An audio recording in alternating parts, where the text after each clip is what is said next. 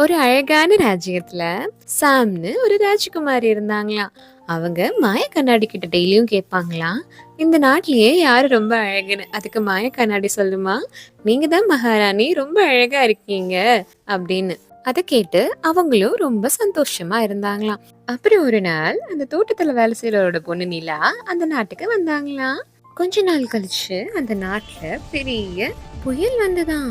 அத பார்த்த மகாராணி தன்னோட ஆடைகள் எல்லாம் பத்திரப்படுத்திட்டு அவங்களும் சேஃபா அரண்மனைக்குள்ளேயே இருந்துட்டாங்களாம். ஆனா நம்ம நிலா வெளியே வந்து அங்க இருக்க பெரியவங்க குழந்தைகள் எல்லாம் புயல்ல இருந்து காப்பாத்தினாலாம். அடுத்த நாள் மார்னிங் நம்ம மகாராணி மீண்டும் கண்ணாடி கிட்ட போய் கேட்டாங்களாம், இப்ப சொல்லு யார் ரொம்ப அழகுன்னு. ஆனா நம்ம கண்ணாடி ரொம்ப சைலண்டா இருந்ததாம். அதுக்கப்புறம் சொல்லுச்சான், உண்மையான அழகு வெளி தோற்றத்தை மட்டும் வச்சு இல்ல, கருணையுள்ள இதயத்தை வச்சுதான் இருக்குன்னு சொல்லுச்சான். அதை கேட்ட மகாராணி யோசிச்சுட்டு கண்ணாடி வழியா எட்டி பார்த்தாங்களாம். நம்ம நிலா ரொம்ப அழுக்கா இருந்தாலும் குழந்தைங்க நிலாவை கட்டி பிடிச்சிட்டு சந்தோஷமா இருக்கிறத பார்த்தாங்களாம். ஃபைனலி நம்ம மகாராணி புரிச்சுக்கிட்டாங்களாம்.